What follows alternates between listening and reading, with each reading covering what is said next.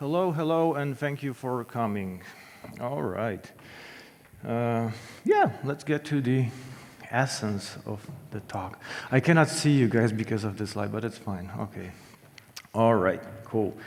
So thank you for coming, and my talk is like this. All right, so my name is Mateusz Piaskiewicz. Currently, I'm working as a principal level designer at Activision. And you might heard that recently we announced a new studio in Poland called Elsewhere Entertainment. I'm actually part of this studio, and yeah, so I'm doing level design there. So I'm in the industry, when it comes to level design, I was doing levels since around 2000 on the modding scene, you know, like levels for Quake 1 or for Half-Life. And then at some point I was hired as a professional level designer in 2006, and from this point I'm still active here. So I was working on games like Call of Juarez, almost everyone except the first one, Dying Light 1 and 2, Call of Duty Black Ops 3 and 4, some work on Black Ops 4 and Cyberpunk, and many more games, consulting or implementing something. Okay.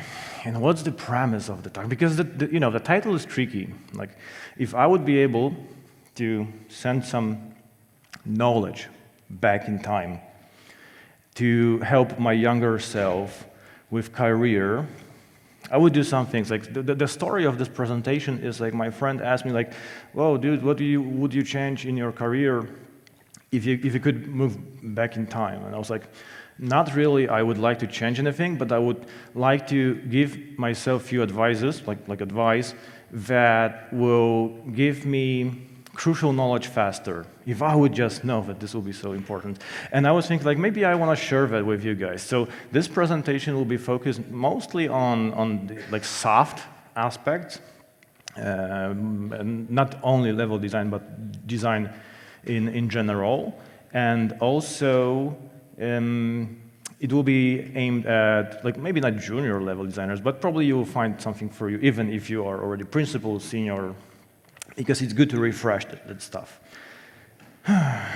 Okay, so I want to also say, it will be, of course, about craft and soft skills, but as a reminder at the beginning, I want to disclose something, that for me, level design is not only just sitting in editor, but mostly our job is talking with other people. You know, words are our, not really ammo, but information, how we build stuff. And then based on these words, we are actually building levels. So I think we should focus more on the communication aspect. We had a lot of talks about how to build levels and postmortems, how to not build levels, but not really how to work.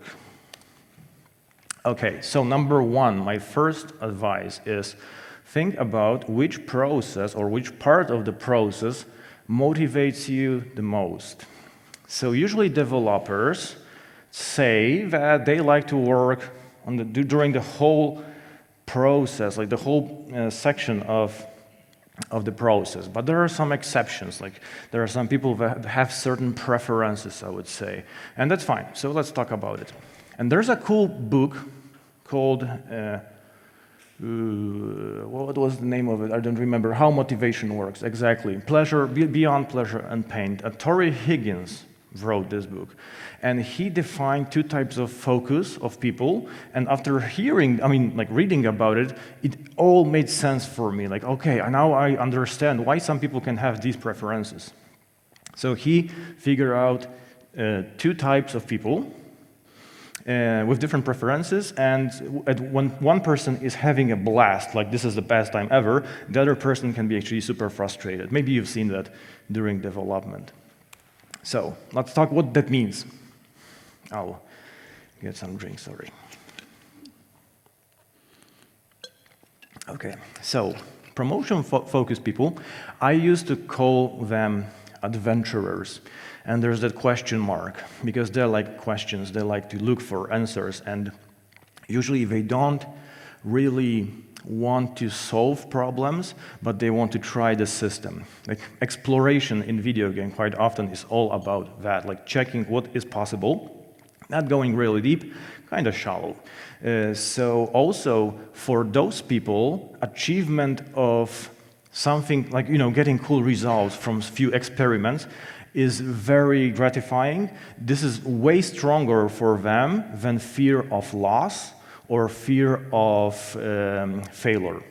So this is an important aspect. Prevention-focused people, and there's a question mark symbol, those people, I call them problem solvers. So they like to get stuff done, and they are also people that like to leave no stones unturned, which means, checking every option possible. It's not like about solving a problem, it's about critical thinking, finding whole solutions, like all the solutions for this one problem. So yeah, so we have these two things, and I'm curious if already you can tell if you are promotion and prevention focused. So maybe we will make a show of hands. If you think that you are promotion focused, please raise your hand. Okay, a few people. That's a lot, actually. And what about prevention focused? All right, that's also. You can also be in the middle. It's not like people are like on a, binary this or that. So yeah, so I'm personally more like into promotion focus, but it depends. I will tell you in a second. So why even talking about it? Like, why it's important? Because quite often during one phase or multiple phases in production of a level or of a video game, there might be a clash between those two types. And I've seen those. I was a part of that, and I had no idea what's going on. So remember that, like, one guy, like as you can see, he's sad, and the other person is happy. So one wants to explore. That person wants to have plenty of time, and the other person wants to solve problems, to finish the game. It's already like, imagine a creative director like giving you new ideas, like, oh, let's do that and this. That's cool, but the other person is like, let's just get one thing and finish it. So this is unnecessary clash, and this clash can actually cause big issues. So this happens quite often, and really how to solve it, because like every problem has a solution, right? But I think we shouldn't look at this from a problem perspective, but this is a state or a condition that we have to adjust our characteristics to. So because I'm a promotion-focused person, I like to experiment a lot. I like to prototype levels. This is a better part for me. I don't really enjoy producing the game and putting the assets to make it beautiful, because for me it's just there's nothing to discover. But it depends. Sometimes the uncertainty during project is too high, and then we are talking about a completely different thing. So this is a triangle that shows the amount of uncertainty that people can have, like because of, you can be uncertain if your game will be good, especially at the beginning when you're doing a concept phase, the game in the concept phase, but with every step you know more and more. After pre-production, your game, like vertical slice, for example, is well tested. So actually the triangle is smaller, and even after post-release, you still see new bugs, and for example, new problems, you can fix them. So this is where uncertainty is very low. And why I talked about it. So here, where is the spot for us? So if you are an adventurer, if you are the person that likes to experiment a lot, you will feel awesome during concept phase and pre-production, because the amount of uncertainty is not that scary to you. So this is normal that you smile and you're, hey, let's do a cool game. And then some people in your team are just like, yeah, like please figure out that as soon as possible because we want to implement that. So these first moments are more creative, and creative people will feel they're way better. But if you are a problem solver, it's very natural that you are not getting this information that you need. Like you cannot actually understand the problem yet because there's not enough information. So it might be frustrating, really. So those people will be actually more happy during production because there's way more information. They can put some encores for the project and actually solve a bunch of issues. And this is where they can deliver their best quality work. So my advice here is to discover what exactly motivates you, but it's not only information for you, but the whole team. And the whole team needs to like relax and understand, like, okay, we are in the first phase, on the concept phase. There's a lot of uncertainty. What we have to do, be really creative, and not everyone fits there. Okay. Next thing. So number 2, can you get more perspectives? And about perspectives is, I wanted to talk about how designers are right now taught to design by themselves when they are alone, I would say. For example, right now in work from home, quite often we just do stuff by ourselves. And we can call some people for help, but usually we not really do that.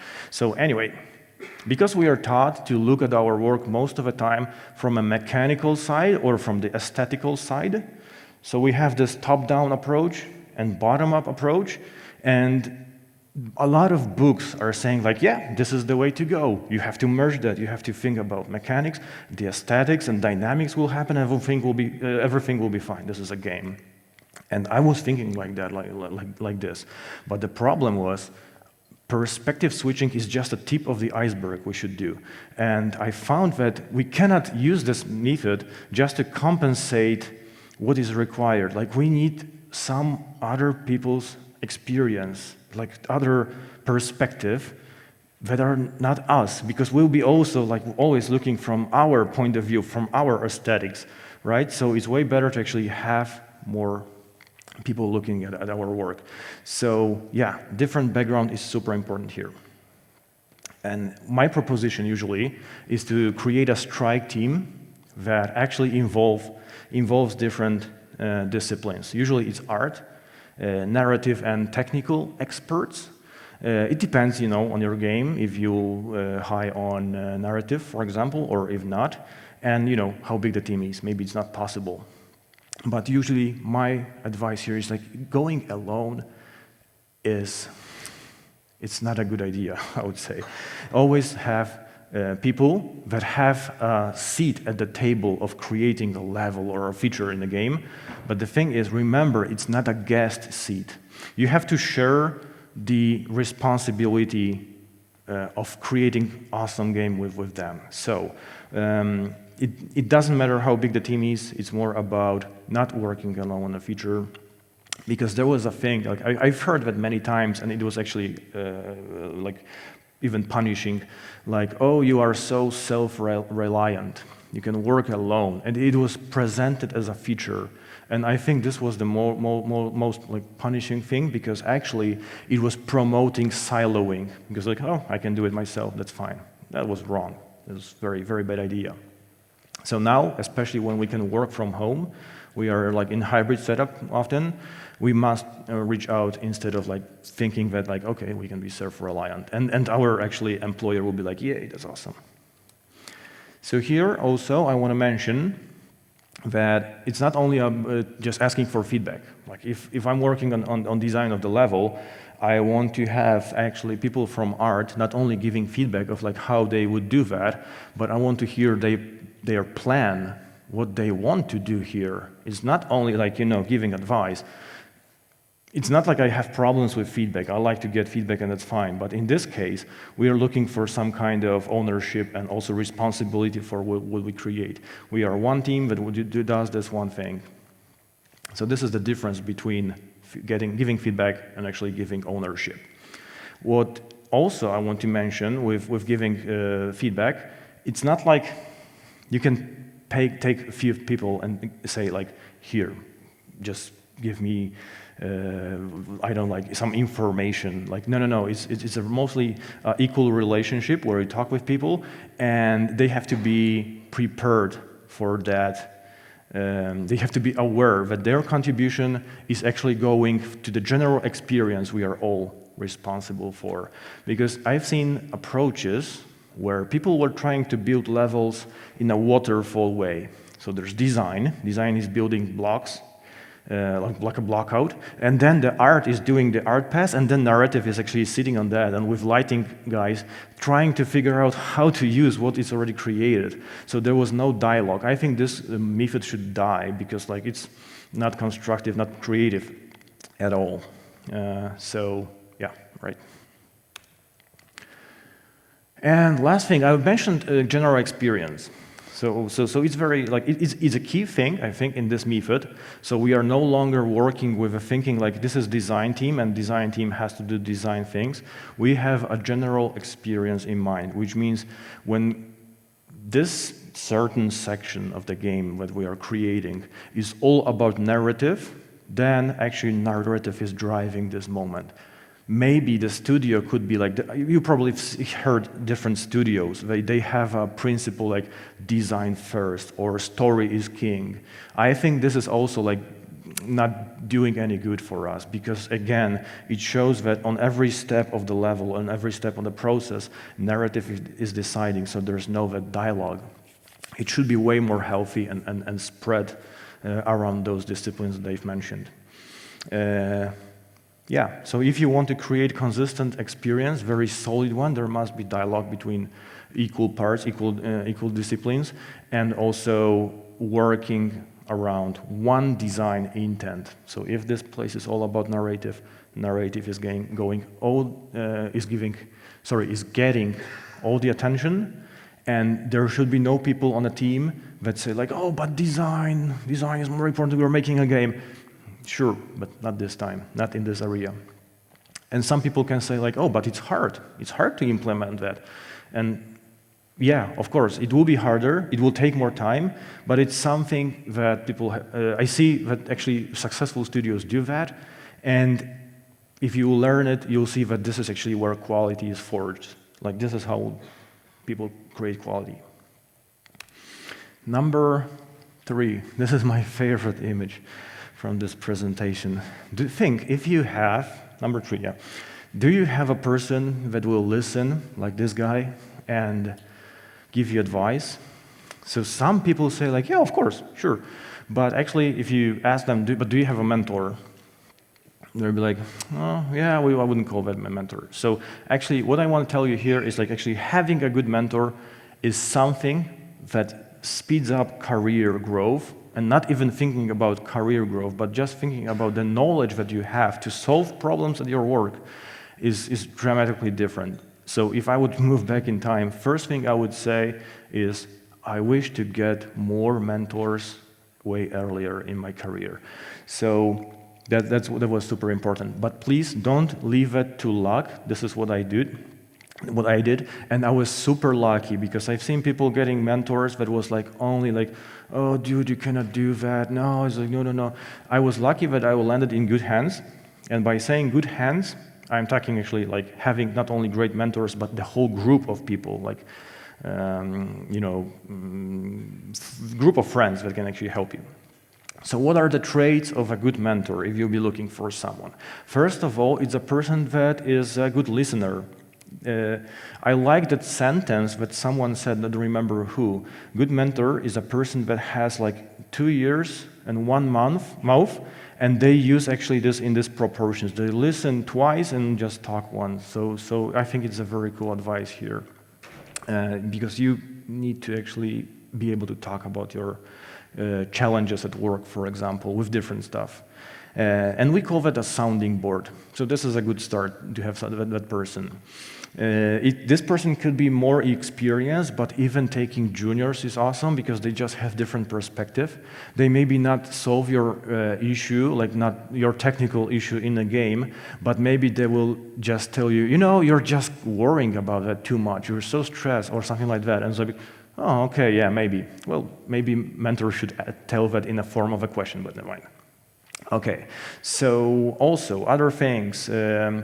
It's important for mentors to adjust advice to something more for the current situation. There is nothing worse than checking YouTube and going through the advice that people give there, and everyone's like, story first, less is more. We have plenty of that, right? We can have like a whole book about these catchphrases or buzzwords, but the problem is it's not adjusted to your needs, to your game. Sometimes your game will be not story first. Sometimes your game will be not less is more. Maybe you need more because more is more, right? So that's why you need a person that will understand your stuff. And it's not only talking with that person about tools, it's discussing everything, even like how you would act in this situation, what you would do, what you would say. This is awesome to actually have a person like that. And okay, how to get mentor? So, of course, we will be searching, but the thing is, I need to give you a few things. The best way is just to reach out and ask, but before that, okay, maybe like this. People are willing to help. That's the first thing. Like, it's not like everyone will be annoyed. It's like, oh my God, he wants something from me. No. Like 99%, I would say, of people will say like, yeah, sure, I can help you. But then, if you will reach them and ask, make sure to start building relationships with them. It's super awkward to talk with strangers like, oh, here's my project. My first thought would be like, if I will start talking with you about it, probably we both are breaking NDA. But if actually I will meet this person, I will understand what exactly from where the person comes from, I will be able to hang out a bit with this person, it's way easier for me to just understand what I can and cannot say and adjust that to this person. So talking with strangers doesn't really work quite often. Those people and also you will have to feel comfortable talking about problems with those people. Also, what's good is actually building a support group. So Discord right now is super famous, and I've seen people actually creating own channels to talk about stuff and just leaving a message and checking, like, there's a level design Den, for example, created by Alex, I don't remember his last name, but he's from Blizzard. And actually, there's like hundreds of level designers. You can ask about one thing, and you'll get exactly almost like a ChatGPT version of like their experiences. This is awesome. But watch out for a few things. The support groups can be hard. So first one, they should be helping, like making you reframe to positive side, because sometimes you are coming with a problem, they want to help. And also, it's good when they give you a better vision on the problem, not the other way. I've seen supporting groups, sadly, that will leave you boiling in negativity. They will actually rise the problem even bigger, and they will make you stay dwelling on problems. So they are not really showing you, this is what you can influence, this is what you can do, but they're like, oh, this sucks, and you're right. Something like that. So avoid that kind of stuff. And psychologists actually have even a name for it. It's very common in society, I would say. It's called misery mates, which means they are hanging out together because they think that same stuff sucks. So that's not too good. Okay, and last thing, remember that it's super easy, it's free. So even if you don't have any mentor right now, I think today and tomorrow is a great day to ask, even like first, maybe your friend, maybe a person that you know, just asking like, hey, maybe we can try something like this. I will tell you what's my problem, tell me how you would solve it, or what do you think, and vice versa, we'll try something like this. And then maybe even a bigger group will appear, because this is awesome. It's like working in a few different companies, because you have this kind of like source from other knowledge. You see other problems and solve them, but you're not getting paid for that, but whatever. It's just more about learning. Okay, one last thing about mentoring. Bunch of people, not even juniors, not seniors, but even principals, directors, they have mentoring. They don't really talk about it, because for them, quite often, it's not mentoring by the name mentoring, but actually they are meeting with their friends and just hanging out and talking. So they have exactly the same experience, but actually called differently. So I think this is where it should evolve. And we were super lucky because, for example, at Activision, we have this system where you can actually sign up to as a mentee or as a mentor if you're experienced enough. And actually, some other person can say like, hey, I can use really your help. So right now I have a few mentees, and it's super awesome. So we only have like, half an hour a week, but still we can solve a lot of cool stuff, and even, hang out together, understand what's going on in different departments. So this is awesome. And what's important, if you see that mentoring is not working, like for example, this guy, he sees that something is wrong, don't waste your time and other person's time. It's very okay to say like, okay, maybe we are done here with this, so okay, it should be fine. Number 4, we'll pass half of this presentation. Are you in an environment that is safe for creativity? I was thinking about that quite often. The other question would be, can you fail, or are you afraid of failing in your work? So think about it. If the answer is yes, then maybe you can actually figure out something here. I'll try to help you with that. So fear of failure, or the critique, the bad feedback, and also negative consequences of bad feedback is punishing for people. And we work in the entertainment industry. We have to be very creative, and there's nothing worse than shutting people down with critique, with talking about their failures, when they have to be creative. It's like, using water on fire when something has to burn. Like, it makes no sense. But still, for many people, it's very easy to think like, oh, he failed. We have to tell that to them. But how? This is super important, right? So you probably heard a lot of phrases also, like from YouTube or from like good feedback books. Fail fast, fail often, or embrace failure. Like, quite often we say that. And I've seen CEOs or heads of the studio saying like, yes, I know, I understand that. But the problem is this knowledge is not going down. People at the team, for example, are not demonstrating this principle. So it's hard to be creative and in such an environment. Like, you almost cannot do it. Failure, like approach to failure, that it's fine, there's no big deal, we are trying, we have to try again, let us help you. This actually what works for creativity, and I will give you an example in a second. Because this is part of culture. It's not the CEO, it's not your lead, but how people in the trenches react to what you are doing. So for example, like when I was moving to States, my English was like I've learned English from video games in the 90s. So you can probably think that, yeah, it was funny. And yeah, it was funny, but luckily, I was scared like crazy, I was on the meetings, and it's not the same English language like you can hear in the movies. When you sit on the meeting with people from Texas and from Scotland, they are talking something and you have no idea what. Like, you understand every fifth word, for example, at the beginning. But luckily, when I was there, probably they've seen me being scared, and really they helped me. What they gave me was actually time and good word, like a knowledge that I needed. So if I was saying something weird, there was always a person that could tell me later, like, oh, so if you're actually trying to say that, don't forget about this one. I was like, oh, dude, thanks, I remember that, but I forgot. And I was like, yeah, cool, sure, no big deal. And it took me maybe like a half a year, and from my broken English, this is what we have now. So I think it's not that bad.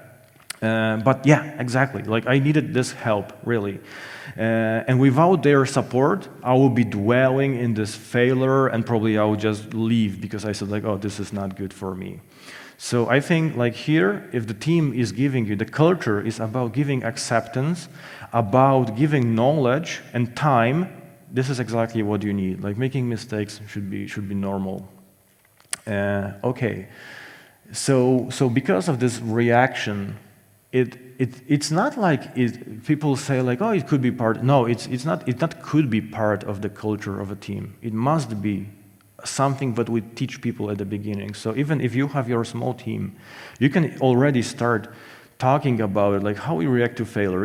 Other departments, maybe you don't have influence on them, or maybe you have, and you can try. But at least in your small surroundings, it's good to actually tell like, hey, maybe we should approach that. Maybe we're doing something wrong, and after a few years, we will be scared to talk because, other people react aggressively, negatively to failure. So, yeah.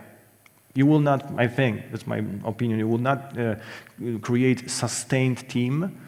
And you can create awesome games anyway, because I've seen examples like that. But to have a team that will actually stay for years, not with that approach to failure. Okay, so what to do here? When someone fails, first of all, help them. Close the topic, say like, it's fine, dude, let's go. We're not dwelling in the past. Let's talk about the future, how to prevent that stuff. And you have to affirm them that it's fine.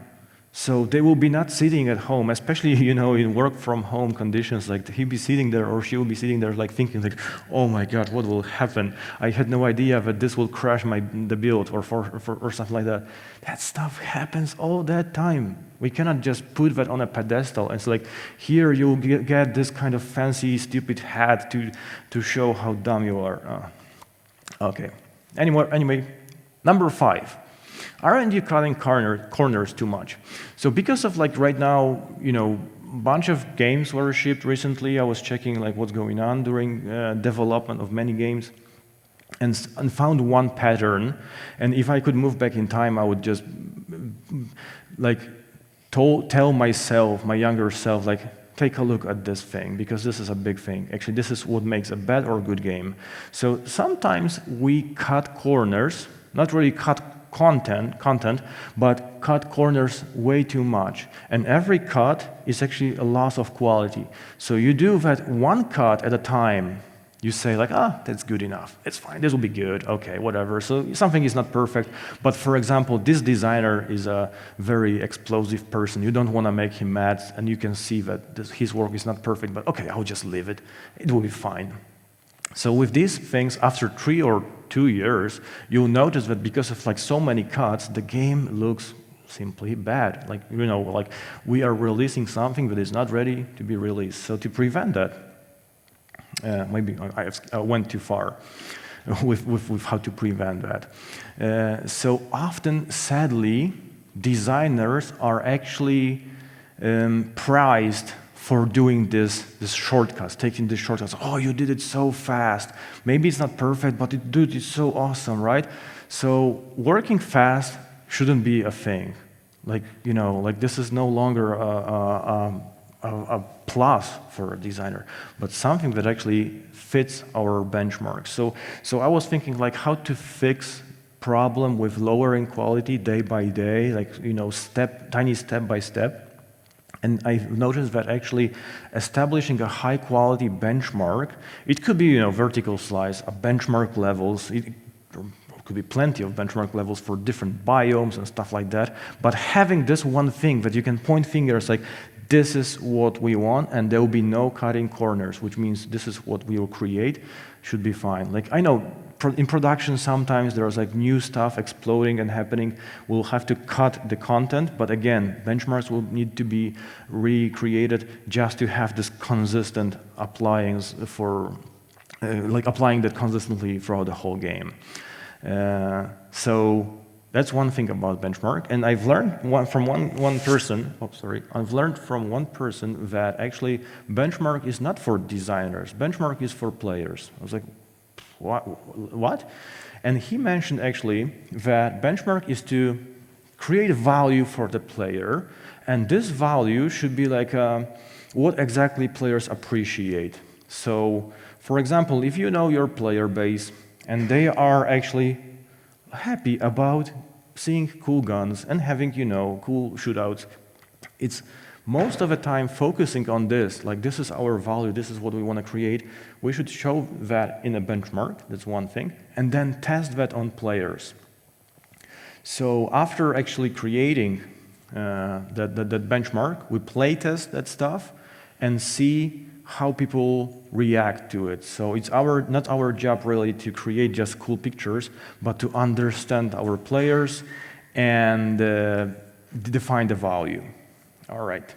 And also, thanks to this approach, when you actually get players very early, thanks to that, you can actually see what is missing, because you can talk with those people. This is how the process should look like. Okay. And also, number 6, are you taking human nature into consideration? So I love this phrase, human nature. I've heard that for the first time from Mark Rosewater. I'm quoting this guy quite often, so probably you're sick of it. But this one is really, really smart. So human nature is how actually players react to stuff that we do, what's going on in the game and why they react, understanding why. So I believe that actually making games is way easier when we look at the game from players' perspective. And even today, even on We had workshops, level design workshops yesterday and today. For 3 hours we were building an open world level. And I've noticed that people don't really think about layouts from perspective of like player will be standing here and player should see this A and B and C thing, for example, like landmarks. But people were thinking about space of like, oh, I'm a designer, like I see stuff from top-down view and I'll just, do cool stuff. I mean, the levels that I did were awesome, but quite often in my feedback, what appeared was like, yeah, but take a look on this area from player's perspective, see if everything is in a frame. So there's a bunch of stuff. We have to understand people from how they perceive space. And for level design, luckily, we are lucky that actually there's a guy that figured that out. So there's a book called Image of the City by Kevin Lynch. It was written in 60s, so it's not a newest book, I would say.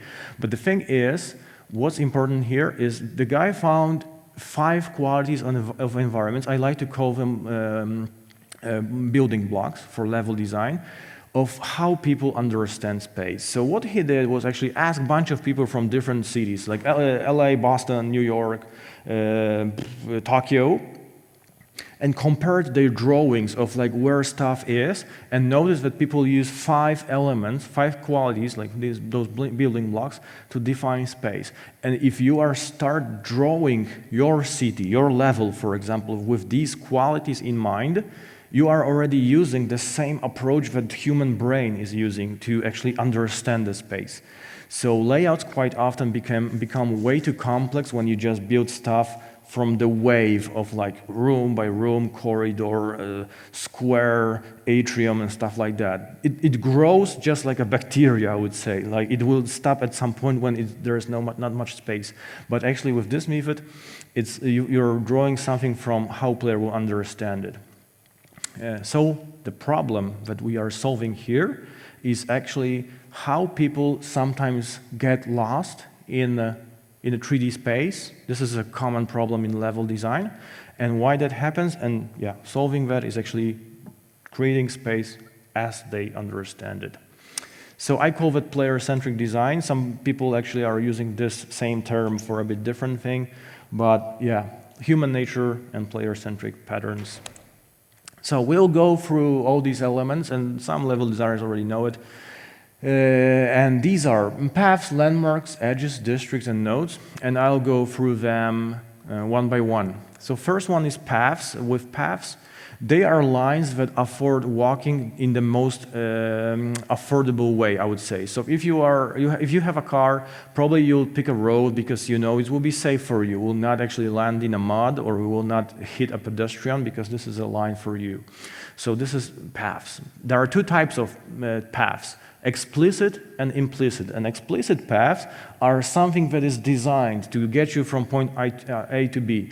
If exactly you want to go, like on this map, from A to B, that's perfect because this is what you're getting. But there is other problem. Sometimes you want to go from A to this tower, for example, or to those buildings to the right or left, and there is no path in a straight line, so you will have to find a way, or create so-called implicit paths, which actually you end up in a space that has no paths. And why I'm talking about it? Because there are 2 brain modes that people have. If you are on a hurry and you want to go somewhere, you'll pick the path that will get you as fast as possible. But if you want to explore, you are more likely to go to these implicit paths that you create by yourself. And still, on level design, it's not something that will just happen.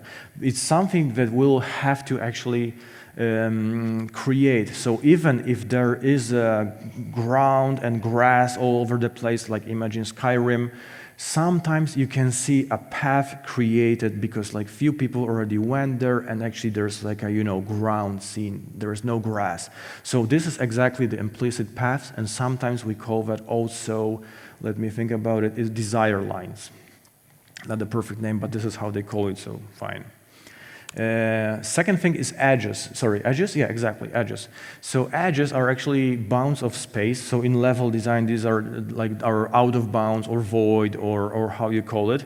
And in this case, it's cool because it cuts everything that is on one side of the level. So player knows that everything that should be read is on one side, and this is like end of the stuff. I don't care what's behind, and this is how I understand space. Thanks to that, we can actually narrow the amount of information the player can use, and this is how we can actually allow player later to create new paths. Because let's say in your game, player gets double jump. So now this edge that was actually a bound that was hard to pass, right now becomes easy to pass.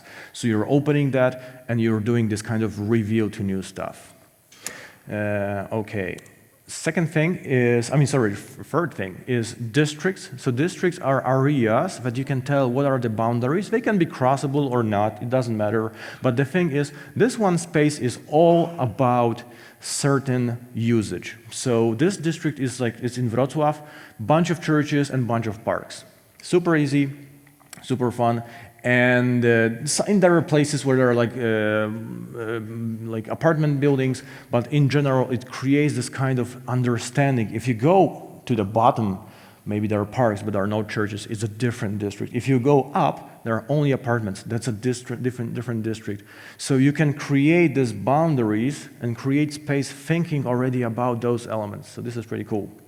And what's important in level design is all these things, first, they should have own variety, like, distinct elements inside, not used everywhere, because we want to have identity for this space.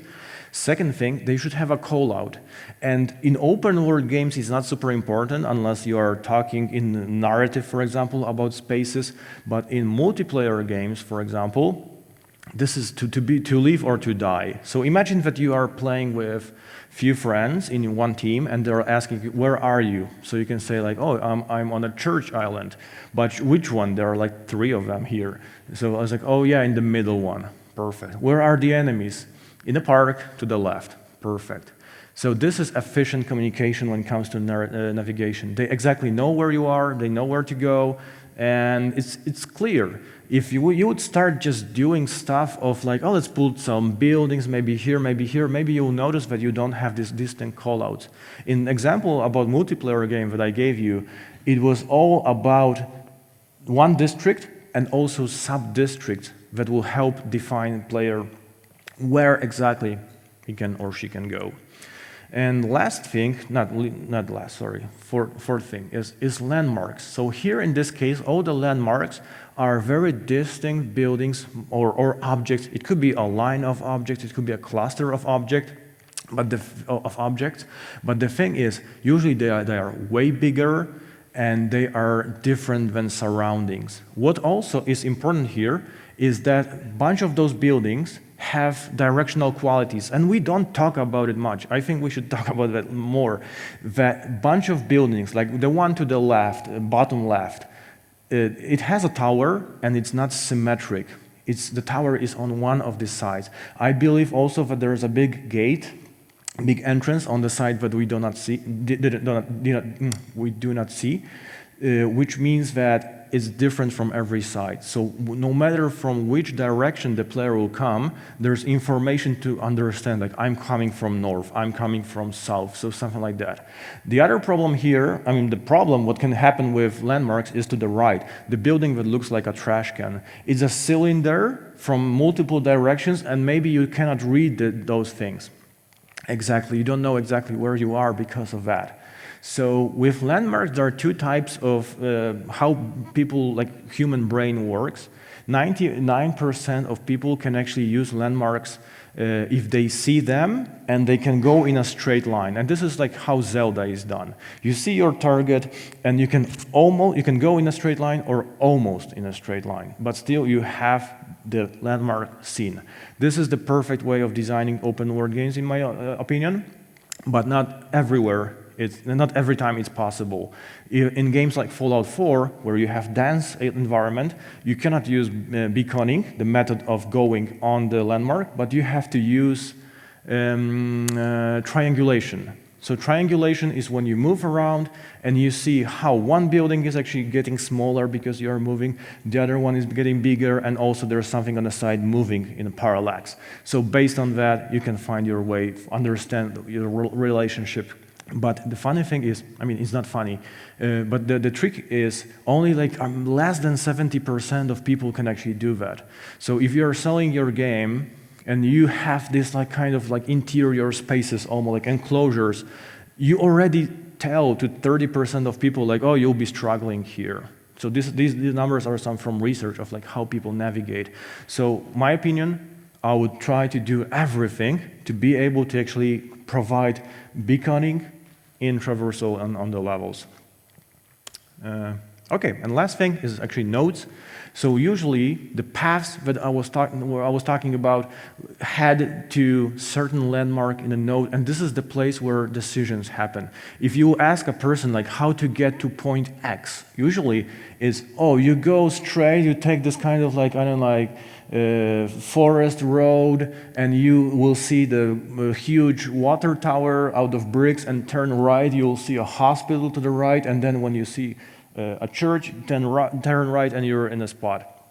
So see, in this narrative that we already said, there are information like, I have a path, there are edges, there's landmark, there are some kind of behaviors of like, I see this object and I can turn, and this one also is not symmetric, which I love, because it's cool, because you see this element and it's directional. So this is exactly how navigation would work with this method. And what we can create is not a big layout of like, oh, how it should look like. You know, people start drawing this, take parts of the existing cities, or maybe they'll start drawing buildings because they think this is fun. But I think the first step, the zero step of level design is actually doing something like this, which is mental map of showing where will be the districts, where will be the paths, how to do it exactly. And then, based on that, you try that with people on a blockout, and if they really can pinpoint, this is a power plant, this is a flooded section, and there's a hospital on the border, this information. If you get correct answers based on this map with their information, you're home, especially in multiplayer games. This is our goal. So, in short, to create a summary here, what I wanted to tell you. First, there's always a good spot for some people during process, and you have to understand that some amount of information will not give you enough space to actually make decisions, and that's fine. It will be better. There is no point to, you know, rise chaos or even demand from people like give me all the information now, because it's not possible. That's not the phase. Second thing, can you get more perspectives? Of course, we are asking for more people. Having a strike team of 3 people or even 4 people, narrative, technical, design, and art, perfect. Also, do you have a mentor? Look for people that will help you and also avoid just, you know, complainers that will not really help you. They will get you in bigger trouble. Are you in an environment that is safe for your creativity? That's, yeah, exactly. This is an answer that you have to tell yourself, and if not, maybe you have influence just to make sure that you can change the mood in your team to be more creative, because this is what we need to create. We already have a bunch of problems, like on our, you know, pandemic, war, all that stuff. It's too much already. So let's make a cool working conditions for us. And luckily, yeah, it's possible. I found such space, so great. And also, so number 5, aren't you cutting corners too much? So yeah, exactly. It's very easy to cut corners, and I was even doing that. I was like, yeah, it'll be fine. And after a few years, no, it's not fine. And then, are you taking human nature? This is only tip of the iceberg. There's plenty of knowledge, but yeah, if you follow my website, Level Design, or, oh, it's not here, sorry, I was not putting it here. There's plenty of information, but if you want to know more, you can email me, and we can talk about that stuff, because actually there's way more. There's arrivals, decision points, foreshadowing, a lot of cool stuff to actually create layouts. Also, what I want to mention, we have a booth here, right next to the stairs, and we are hiring. So you can ask, what's up, and let's talk. And then, of course, we are hiring in Poland, so you don't have to move anywhere. We are here. And also, if you don't have time because something or you're shy, you can go to careers@activision.com. There's not everything yet, but it's good to save it in bookmarks and refresh quite often. Yeah, so yeah, email is the best way to contact me. Thank you very much, and that's it.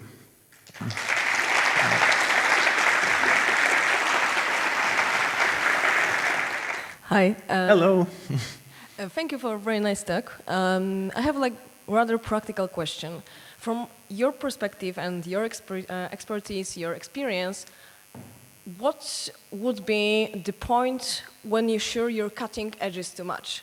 Because it's always like, it's sometimes hard to balance the budget, the production values, our, workload, milestones, everything. But maybe you've got some, gold rules when there is too much, or maybe when we can still get something, out of the game because we're not gonna make it or it's not needed. Yeah, it's totally the benchmark. It's totally like, that's the first part, because benchmark is answering basic questions, but benchmark cannot react to changes in the project. So usually we have to refresh benchmark. But if you can point the finger at the image and say, like, this is how it should be, you know when it's too much and when you know when it's not enough. And sometimes we have to be human. So sometimes when we are trying to create something like hardcore, like something that will really be awesome to people, it's not like we'll do that at the first time and we have to say, like, okay, that's fine for now, we'll come back to it later. If we are blessed with time, of course, like enough time, so we usually do that at the beginning. But in this case, as you asked, like, yeah, this is like constantly working with benchmarks, having this habit of like, this is our benchmark, and if something goes wrong, we were changing scope, we are changing the benchmark, and we have to adjust to that. I hope this answers your question. Kinda? All right, cool, awesome. Any other questions? Come on. All right, I think that's it. All right, cool. Thank you again for coming. See you.